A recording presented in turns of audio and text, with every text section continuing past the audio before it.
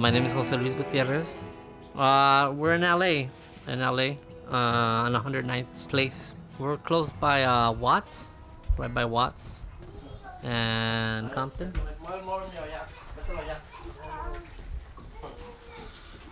This is our kitchen. Carla. Carla.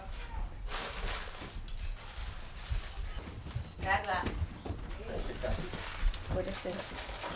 Say hi. That's the one she didn't meet. She was at church. You ready for school? Uh-huh. She left school. Jose Luis lives here with his wife and 4 children, his wife's parents, and his brother and sister-in-law and their 2 kids. Jose Luis and Blanca sleep here in the back in the converted garage with the 2 youngest children. The older girls and the rest of the family live in front. Like many parents in Watts, and in neighborhoods across South Central LA, California, and the country, Jose Luis and Blanca do their best to keep things as normal as they can for the kids. Watts has long been a symbol of urban decay. A couple of years back, it was really, really bad. There were shootings, a lot of robberies. There was a shooting, like a drive-by. At first, I was like, I didn't want to live here in this neighborhood. I was mad, I was upset and scared. I felt like my kids were unsafe. Now there's more police officers on the streets. It's been more under control, more security, more people taking care of one another. But while the community has pulled together to make the neighborhood safer, with unemployment and poverty at record levels, the struggles of the Gutierrez family are being felt across Watts, California, and the nation. Right now that I don't have a job, it's really hard because right now paying the rent, paying the bills, clothing for the kids, pencils, the sharpeners, all that stuff, the supplies that they needed for school. And it's hard for me because I look at them and they need these things, and I can't provide them because I'm without work. When he was young, Jose Luis wanted to be a cabinet maker, but he had to go to work to support his family. My father was disabled, and since I was the only one working, my brothers were still going through high school, and I was trying to help them out and provide. So I just decided to, instead of studying, working. I'm a forklift certified driver. Yeah, and basically I've done that most of my life. I worked since I was 16. Now family medical problems are challenging Jose Luis once again. Blanca has been diagnosed with bipolar disorder, and Jose Luis is faced with what feels like an impossible choice. I was barely starting to get this, working at this job, but I was proud of myself because I was already working, getting myself back on my feet. But staying up late, looking after her, I went to work, and I was really tired, so I fell asleep on the job. I got laid off. It's been hard on me too. Yeah, because my sickness, and it's hard. But I got myself up. I went to college. She did good. She graduated as a medical assistant. But when she had her first attack, from there on, it was like, instead of going up, she just kept on going down. And these problems continue to ripple through their lives. Without a job, Jose Luis has been unable to pay the mortgage, and the family is facing the real possibility that they may lose their home. We're going through foreclosure.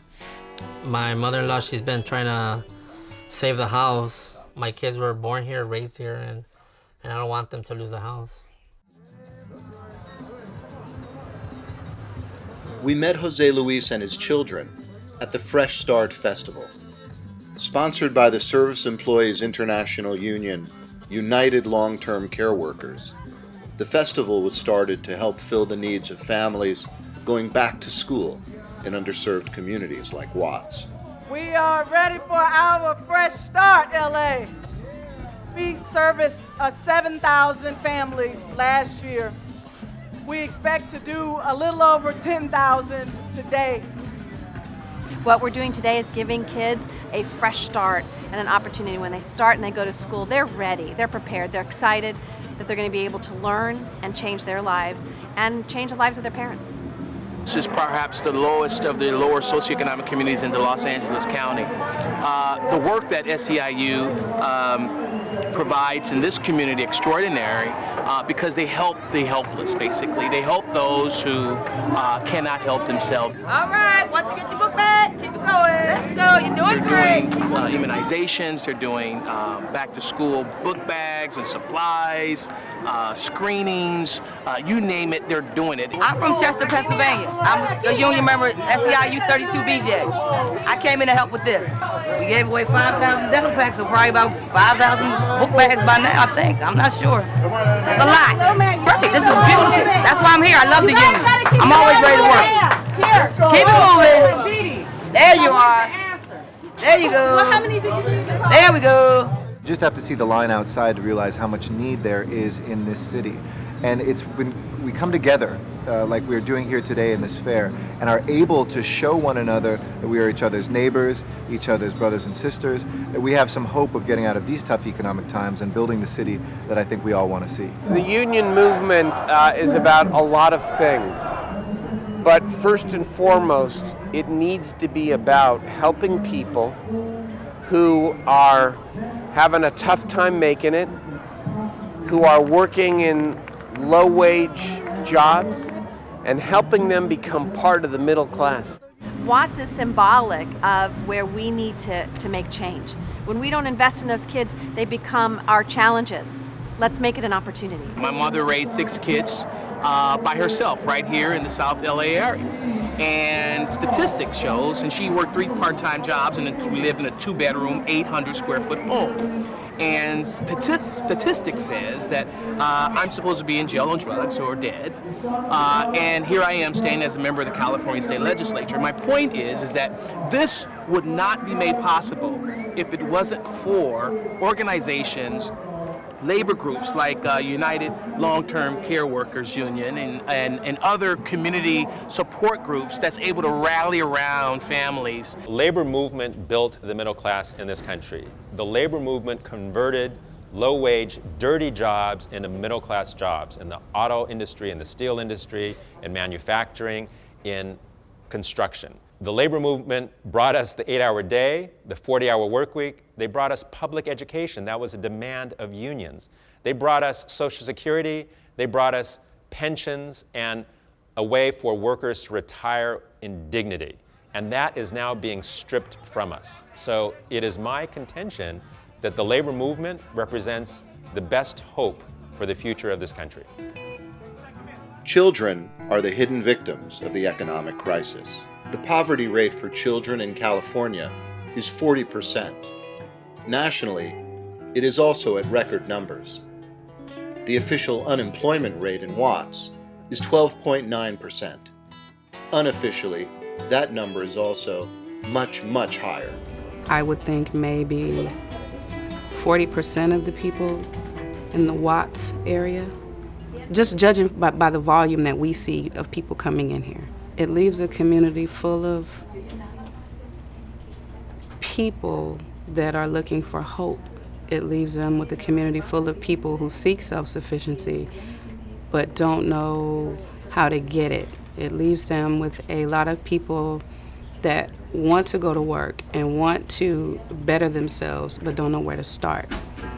Jose Luis has come to the LA Watts WorkSource Center, a federally funded program that sees between 1,200 and 1,400 people a month who are looking for a job. There's definitely a need in this community for the service. Like I said earlier, everyone doesn't have a computer at home. Everyone doesn't have internet. How are you? Jose, pretty good. Jose, nice to meet you. Marvinette, it's nice to meet you. How can I help you? So I was wondering if you had any openings. Besides the forklift certification, do you have any other certification? I have a lot of experience in different types of forklifts.